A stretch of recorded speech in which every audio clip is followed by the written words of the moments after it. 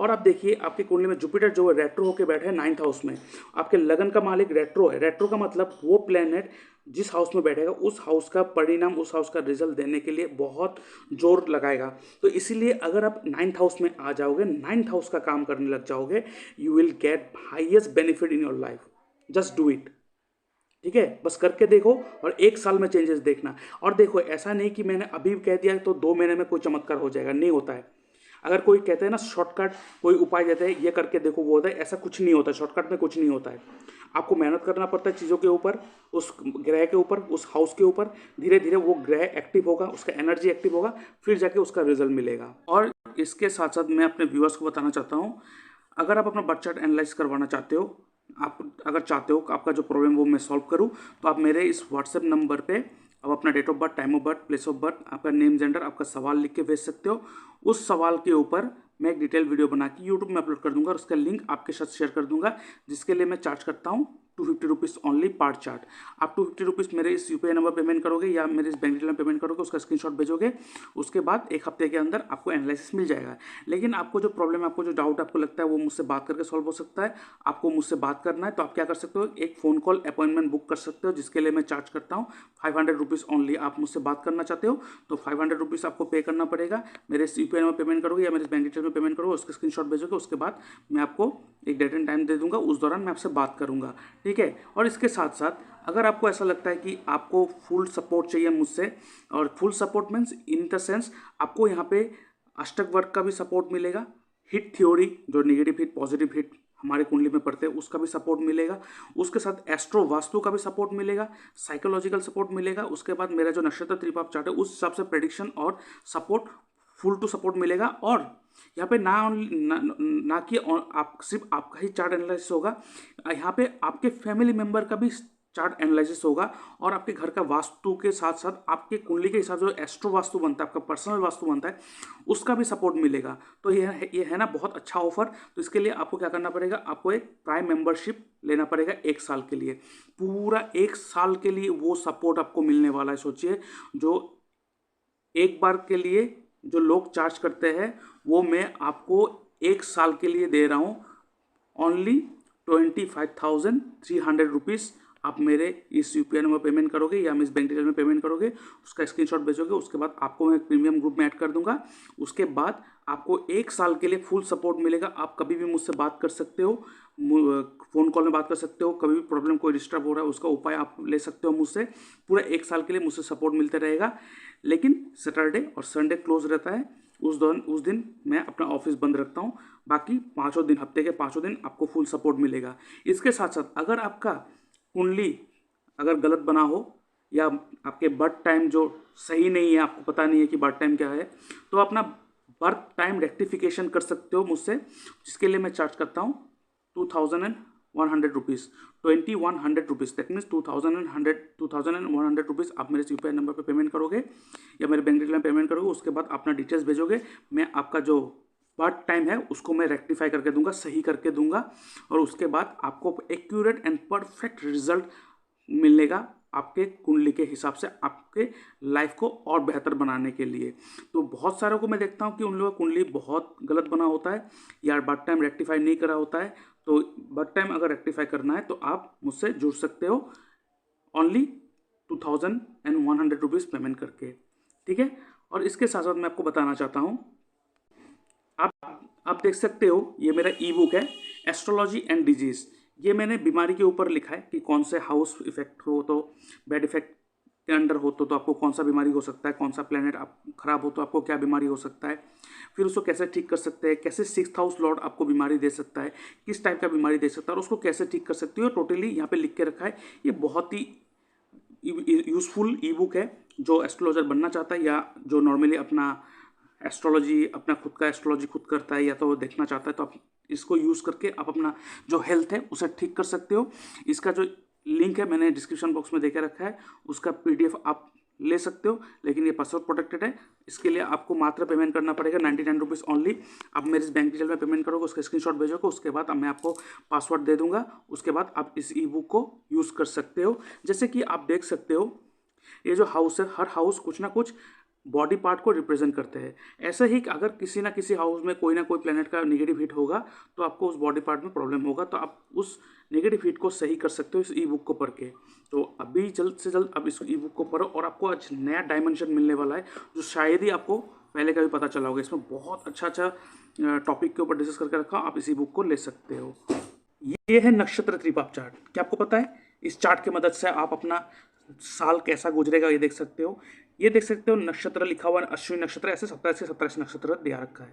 आप अपने नक्षत्र को देख लो, उसके बाद आपका जो एज है, ठीक है, जो आपका एज है वो देख लो, लेकिन यहाँ पे रनिंग एज को देखना है। मान लीजिए आपका एज 26 है और 26 कंप्लीट हो गया, तो कंप्लीट एज को नहीं पकड़ेंगे, जो रनिंग है 27 रनिंग, तो उस रनिंग एज को हम यहाँ पे पकड़ेंगे। अब रनिंग एज को पकड़ना, उसके बाद देखना वो एज, यहाँ पे सब एज लिखा हुआ है, देख सकते हो ये सब एज लिखा हुआ है पूरा। तो आप देखना आपका जो एज है वो निकाल लेना रनिंग एज को, उसके अंडर कौन सा 3 प्लेनेट का रूल होता है देख लो, यहाँ पे लिख के रखा है। यहाँ पे अगर नैसर्गिक शुभ प्लेनेट का अगर रूल हो तो वो साल आपके लिए अच्छा होगा, और अगर नैसर्गिक पापी प्लेनेट का रूल हो तो उस साल आपके लिए बहुत खराब जाएगा। यहाँ पे अगर तीनों के तीनों, जैसे कि यहाँ पे देख सकते हो त्रिपाप, केतु, राहु, केतु, मतलब यहाँ पे तीनों के तीनों पापी प्लेनेट का रूल है, तो ये साल बहुत खराब जाएगा। रेमेडी बहुत आवश्यक है, तो इस चार्ट तो आपके पास होना ही चाहिए। मान लीजिए आपने शादी के लिए अपना कुंडली मिलान कर ली, आपने डेट भी सिलेक्ट कर लिया, सब कुछ सही है, लेकिन ये नक्षत्र त्रिपाप चार्ट अगर उस साल आपके एज में त्रिपाप दिखा रहा है तो उस साल अगर आप शादी भी करोगे तो वो आपको तकलीफ देगा ही। ये बहुत स्ट्रॉन्ग रिजल्ट देते हैं ये चार्ट। आपको अगर दशा देखना भी ना आता हो, कुछ इशू नहीं है, इस चार्ट को ही आप अगर फॉलो कर लोगे आपका सारा का सारा काम हो जाएगा। तो इस चार्ट को आप अवेल कर सकते हो, इसका डिस्क्रिप्शन बॉक्स में मैंने लिंक देख के रखा है, उसका स्क्रीनशॉट, सॉरी इसके लिए मैं चार्ज करता हूँ 111 रुपीज़। आप मेरे यूपीआई नंबर पेमेंट करोगे, उसका स्क्रीनशॉट भेजोगे, उसके बाद मैं आपको ये पासवर्ड दे दूंगा और उसके बाद आप इस चार्ट को यूज़ कर सकते हो, ठीक है। तो अभी आते हैं चार्ट एनालिसिस के ऊपर। तो सबसे पहले मैं एनालिसिस आपका अष्टक वर्ष से स्टार्ट करूँगा, क्योंकि जो आपने सवाल लिख के भेजा है आप बहुत तकलीफ में हो। डिप्लोमा इन सिविल इंजीनियरिंग क्या है, उसके बाद आपने बिल्कुल भी मन नहीं लगता है कहा आपने, और कौन से जॉब या बिजनेस करूं, और करियर में परेशान हूँ, हेल्थ प्रॉब्लम भी है, कौन सा रत्न धारण करना है, सेल्फ कॉन्फिडेंस बहुत लो है, कोई उपाय बताइए। चलिए एक एक करके डिस्कस करते हैं। सबसे पहले करियर ऑप्शन के ऊपर बात करते हैं। जॉब या बिजनेस वो आगे बात करेंगे, लेकिन आप जॉब करेंगे या बिजनेस करेंगे उसमें कौन से सेक्टर का प्रभाव होना चाहिए जो आपको बहुत ज़्यादा सक्सेस देगा। वेरी सिंपल, मैं अक्सर कहता हूँ आप अपने अष्टवर्ग को देख लो, और अष्टवर्ग के 10th हाउस को नज़र देना बहुत ज़रूरी होता है। अब 10th हाउस में देखो आपको 30 पॉइंट मिला है जो बहुत ही अच्छा है, ठीक है, क्योंकि 28 इज़ द एवरेज पॉइंट। और उसके बाद आप देखो 11th हाउस जो प्राप्ति का हाउस है, वहाँ पे 28 आया है, जिसके कारण आप अपने प्रोफेशन में परेशान हो, क्योंकि जितना चाहते हो उतना मिल नहीं रहा है। मतलब आप प्रोफेशन में जी जान लगा रहे हो 30 का और मिल रहा है 28, 2 पैसे का कमी है, तो ये आपको डिससेटिस्फेक्शन दे रहा है।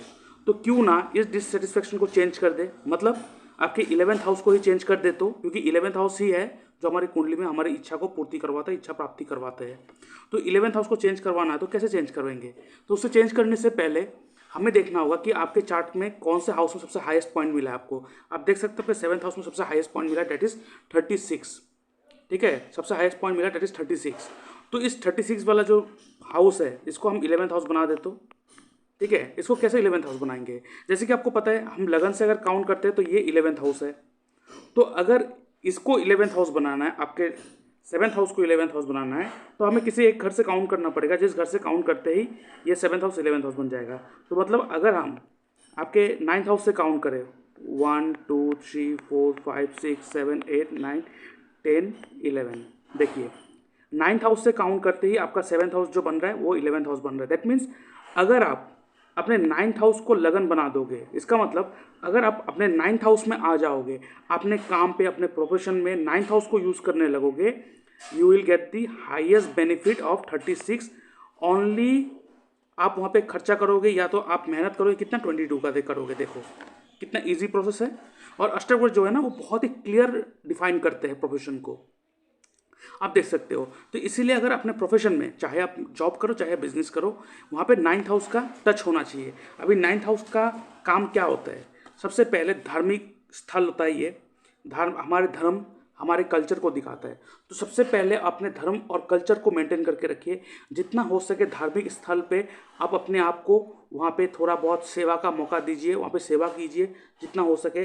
अपने धर्म के बारे में प्रचार कीजिए जितना हो सके प्रचार कीजिए। ठीक है। उसके साथ साथ 9th हाउस जो है वो कंसल्टेंसी सर्विस को भी दिखाते हैं, wisdom and higher learning, teaching को भी दिखाते हैं, ट्रैवलिंग को भी दिखाते हैं। तो अब अगर हम ट्रैवलिंग को भी दिखाते हैं, टीचिंग को भी दिखाते हैं, प्रोफेशनल लेक्चरर को दिखाते हैं, और साथ साथ ये हमारे कल्चर को भी दिखाते हैं, हमारे पितरों, हमारे डीएनए को भी दिखाते हैं, हमारे फादर को भी दिखाते हैं। तो अगर आप अपने फादर को मतलब अगर आप अपने फादर का आशीर्वाद लेंगे तो आपके लिए बहुत अच्छा होगा। उसके साथ साथ आप ऐसा काम कीजिए जहाँ पे कंसल्टेंसी सर्विस दे, या तो आप किसी को गाइड कर रहे हो एज ए टीचर, टीचिंग, और सबसे बेस्ट ऑप्शन आपके लिए ट्रैवल एंड टूरिज्म है। तो ये सेक्टर है जो आप यूज़ कर सकते हो इस 9th हाउस को लेकर। तो चाहे इसे आप जॉब में बनाओ या जॉब करो या बिजनेस करो, चाहे आप इंस्टीट्यूट खोलो, टीचिंग इंस्टीट्यूट, कोचिंग सेंटर खोलो, आपको बहुत फ़ायदा होगा। या तो ट्रैवल एजेंट या तो ट्रैवल एजेंसी, टूरिज्म का काम करो, बहुत फ़ायदा होगा। तो इसमें आप जॉब करो या बिजनेस आपके ऊपर है, लेकिन आपका लगन चार्ट जब देखेंगे तो क्लियर हो जाएगा क्योंकि आपके लिए कौन सी चीज़ बहुत अच्छा होगा। लेकिन उससे पहले आपका केपी चार्ट भी एक बार देख लेता हूँ। देखिए, ये है आपका केपी चार्ट, और केपी चार्ट में आप देख सकते हो ये जो 10th हाउस है, 10th हाउस का सबलॉट कौन है? मून। तो सबलॉट है जो एक व्यक्ति को उस घर का रिजल्ट देते हैं या तो उस प्लेनेट का रिजल्ट देते हैं, सबलॉट। और सबलॉट जो मून है, और मून 10th हाउस का सबलॉट है। तो मून क्या है? Moon change of place, moon travel है। इसीलिए आप अगर चेंज ऑफ प्लेस करोगे, ट्रैवल करोगे, तो आपके लिए बहुत अच्छा होगा। अपने बर्थ प्लेस को छोड़ के अगर बाहर जाओगे तो आपके लिए अच्छा होगा। और देखिए, आपका जो मून है, मून का नक्षत्र लॉर्ड कौन है? शनि। शनि आपके 11th हाउस का मालिक है और 10th हाउस 12th हाउस का मालिक है। कहाँ जाके बैठा है? 12th हाउस में जाके बैठा है। इसका मतलब आपको अगर काम करना है तो आपको अपना बर्थ प्लेस चेंज करके बाहर जाना पड़ेगा। अपने बर्थ प्लेस में रहोगे तो आपको सक्सेस नहीं मिलेगा, आपको तकलीफ होगा। फिजिकल टर्म में भी बोलो या चाहे अपने हेल्थ वाइज बोलो। आपने कहा हेल्थ, आपका हेल्थ अच्छा नहीं रहता है। सबसे पहले हेल्थ के लिए हम कौन से हाउस देखते हैं? 1st हाउस और 5th हाउस। अभी 5th हाउस देखो, आपका 5th हाउस का कौन है? लॉर्ड राहु है, सब लॉर्ड। तो राहु आपको पता है क्या है? राहु एक पॉइजन सब्सटेंस है, लेकिन उसका क्या है? वो चेंज ऑफ प्लेस को दिखाते हैं, मतलब अदर कल्चर को दिखाते हैं। तो आपके लिए सबसे बेस्ट होगा। और देखिए, राहु का जो सब नक्षत्र लॉर्ड है वो राहु ही है। तो राहु आपके कुंडली में बहुत ज़्यादा एक्सटेंसिवली रोल प्ले कर रहा है। ठीक है। और आपके लगन कुंडली में राहु जो है वो आपके कुंडली में बैठा हुआ है, 8th हाउस में बैठा हुआ है। तो 8th हाउस क्या है? 8th हाउस ऑकल्ट फील्ड है, ऑकल्ट फील्ड है। तो ठीक है, आप एक देखिए यहाँ पे। तो अगर आप अपने, और 8th हाउस क्या है? 8th हाउस मैन्युफैक्चरिंग भी है, सडन चेंजेस भी है, जिसके कारण आपके लाइफ में सडन चेंजेस आते रहते चेंजेस रहते हैं। तो इसलिए मैं आपको सजेस्ट करूंगा। और एक चीज़ देखिए, उससे पहले आपका जो 1st हाउस है, 1st हाउस का सब लॉर्ड कौन है? वीनस। और वीनस का नक्षत्र लॉर्ड कौन है? देखिए, केतु। ठीक है, वीनस का सबसे नक्षत्र लॉर्ड कौन है? केतु। तो केतु क्या है? केतु एक सेपरेशन को दिखाते हैं, केतु एक अलगाव को दिखाते हैं, आइसोलेशन को दिखाते हैं। तो अगर आप मेडिटेशन करोगे, ठीक है, तो आपके लिए, आपके हेल्थ के लिए बहुत अच्छा होगा। ठीक है। तो इस चीज़ को एज ए हेल्थ वाइज मैंने आपको रिकमेंड किया है। लेकिन एज ए प्रोफेशन आप देख सकते हो, प्रोफेशन वाइज अगर आप बर्थ प्लेस को चेंज करके बाहर जाओगे तो सबसे बेनिफिशियल होगा आपके लिए। और यहाँ पे देखिए, 12th हाउस यहाँ पे मेंशन है। 10th हाउस का जो सबलॉर्ड का नक्षत्र लॉर्ड है वो 12th हाउस को गवर्न कर रहा है, और 9th हाउस अष्टक वर्ग दिखा रहा है। तो अगर आप बाहर जाके कोई काम करोगे या ट्रैवलिंग का काम करोगे तो आपके लिए बहुत अच्छा होगा, है कि नहीं? तो इसलिए मैं आपको सजेस्ट करूंगा, अगर ओवरऑल ग्रोथ चाहिए तो अपने होम टाउन को छोड़ो और कहीं दूसरी जगह शिफ्ट हो जाओ जो आपके। देखिए, अभी चेंज ऑफ प्लेस का मतलब कितना कितना डिस्टेंस होना चाहिए? चेंज ऑफ प्लेस का मतलब एक ही होता है। इसका मतलब होता है कि आपको ऐसे जगह जाना है, ऐसे जगह जाकर रुकना है जहाँ का रहन सहन, खान पान, जिसका कल्चर आपके कल्चर से पूरा अलग हो। इसे हम लोग कहते हैं चेंज ऑफ प्लेस। ठीक है। सेम प्लेस पे रहना या सेम स्टेट में रह के अगर 100 किलोमीटर के भी डिस्टेंस हो तो इतना काम का नहीं होगा। तो यहाँ पे चेंज ऑफ प्लेस का मतलब ये होगा, तो आपको चेंज करके ऐसी जगह जाना है जिसका कल्चर, जिसका रहन सहन, जिसका खान पान आपसे बिल्कुल अलग हो, आपके कल्चर से। ठीक है। तो अभी आते हैं आपके लगन चार्ट के ऊपर। तो आपको पता चला प्रोफेशन के हिसाब से मैंने क्या कहा। और यहाँ पे देखिए, आपका 10th हाउस का मालिक और लगन का मालिक कौन है? जुपिटर। कहाँ जाके बैठा हुआ है? 9th हाउस में बैठा हुआ है। 10th हाउस का मालिक अपने से 9th अपने से ट्वेल्थ होके बैठा हुआ है, मतलब 10th हाउस का मालिक Jupiter 8th house 9th house में बैठा हुआ है, 10th हाउस का मालिक अपने से 12th होके बैठा हुआ है। तो ट्वेल्थ का मतलब क्या है? लॉसेस। ये क्या दिखा रहा है? आपके 10वें स्थान का लॉस दिखा रहा है, अपने कर्मों का लॉस दिखा रहा है। लेकिन 12th हाउस ये भी दिखाता है change of place, foreign settlement, to travel. तो ये क्या कह रहा है? अगर अपने प्रोफेशन को आपको अच्छा करना है तो आपको चेंज ऑफ प्लेस करना पड़ेगा, क्योंकि आपको पता है हर हाउस का लॉस उसका सेकंड हाउस करता है। इसका मतलब नाइन्थ उसको, सॉरी सेकंड हाउस कह रहा हूँ, 12th हाउस करता है। हर हाउस का लॉस उसका 12th हाउस करता है। मतलब क्या है इसका? इसका मतलब देखिए 10th हाउस ये रहा, तो 10th हाउस का 12th हाउस कौन सा बनेगा? अगर इधर से काउंट करोगे तो ये 9th हाउस बनेगा। तो 10th हाउस का लॉर्ड 9th हाउस में बैठा है। इसका मतलब क्या कह रहा है? 10th हाउस का लॉस करवा रहा है, लेकिन ये भी कह रहा है अगर आप चेंज ऑफ प्लेस करोगे तो आपके लिए अच्छा होगा। और 9th हाउस का मालिक मून के साथ, 10th हाउस का मालिक मून के साथ बैठा हुआ है। ट्रैवल, चेंज ऑफ प्लेस आपके लिए बहुत ज़रूरी है। ठीक है। और इसके साथ साथ आप देख सकते हो जो आपका सेकेंड हाउस का मालिक है, पैसा, पैसे का मालिक जो है, ठीक है, वो कौन है? वो है मंगल। मंगल कहाँ है आपका? बैठ के 6th हाउस में बैठा हुआ है। ठीक है। और 6th हाउस का मालिक जो है वो है सूर्य। कहाँ जाके बैठा हुआ है? आपके 3rd हाउस में बैठा हुआ है। और आपके 7th हाउस का मालिक भी 3rd हाउस में बैठा हुआ है। तो मैं आपको एक सजेस्ट करूंगा, आपके लिए बिजनेस से ज़्यादा जॉब सही होगा। ठीक है। आपके बिजनेस से ज़्यादा जॉब आपके लिए सही होगा, क्योंकि सेकेंड हाउस का मालिक, पैसे का मालिक सर्विस हाउस में बैठा हुआ है। और यहाँ पे जो जॉब का हाउस है वो मर्क्यूरी है। और आपका लगन लॉर्ड कौन है? जुपिटर। जुपिटर का दुश्मन होता है मर्क्यूरी। तो इसलिए मैं सजेस्ट करूँगा अगर आप जॉब को ज़्यादा तवज्जो दोगे तो आपके लिए बहुत अच्छा होगा। ठीक है। और एक चीज़ है, वीनस और केतु आपके लगन में बैठा, सॉरी सेकेंड हाउस में बैठा हुआ है। तो यहाँ पे वीनस और केतु का मिलन है। ठीक है। और वीनस क्या है? पैसा। केतु क्या है? आइसोलेशन, छोड़ना, छोड़ देना। तो अगर आप पैसे को लेकर ज़्यादा पॉजिटिव नहीं होगे, और सेकेंड हाउस में जब केतु बैठते हैं, हम लोग कहते हैं कि ऐसे बंदे जितना खर्चा करेंगे उतना उसमें पैसा आएगा। तो आप ज़्यादा सेविंग के चक्कर में मत जाना, जितना खर्चा होता है होने दीजिए, और पैसे को लेकर ज़्यादा पॉजिटिव मत होइए। लेट गो एटीट्यूड रखिए, आपके लिए बहुत अच्छा होगा। ठीक है। तो ये आप करिए, देखेंगे आपको बहुत अच्छा बेनिफिट मिलेगा। ठीक है। और हेल्थ आपका सही नहीं है, आप चेंज ऑफ प्लेस कीजिए, थोड़ा बहुत आपको अच्छा बेनिफिट मिल जाएगा, मैं कह रहा हूँ। क्योंकि आपका लगन का मालिक वो कहाँ जाके बैठा हुआ है? 9th हाउस में जाके बैठा हुआ है। और किसके साथ बैठा हुआ है? मून के साथ बैठा हुआ है। मून क्या है? Travel and change of place. आप एक ही जगह पे बैठे रहते हो बहुत, एक रूम के अंदर बंद होके, ये मत करो। आप एक रूम में बंद होकर मत रहो। जितना आप एक रूम में बंद होकर रहोगे आपके लिए उतना तकलीफ हो जाएगा। तो अपना चेंज ऑफ प्लेस करके बाहर जाओ, आपके लिए बहुत बेनिफिट होगा। ठीक है। और यहाँ पे रतन के हिसाब से अगर आप मुझे पूछोगे तो बेसिकली तो हाँ, आप एक स्टोन आपको ज़रूरत होता है, आप पहनो, वो आपको अच्छा बेनिफिट करेगा। ये आप मून का स्टोन पहनो, मोती, पार्ल जिसे कहते हैं। ये आपको पहनना है मिनिमम 10 कैरेट। वो भी पहनना है सिल्वर में। मंडे के दिन पहनेंगे, सुबह नहा धो के पत्थर को, आप पत्थर जो है उसको शुद्धि करवा के। और ये कहाँ, कौन से उंगली में पहनेंगे? लिटिल फिंगर या इंडेक्स फिंगर? ये आपको पहनना है इंडेक्स फिंगर में, लिटिल फिंगर में नहीं, मैं बार बार कह रहा हूँ, इंडेक्स फिंगर में पहनना है। ठीक है। इंडेक्स फिंगर कौन सा होता है?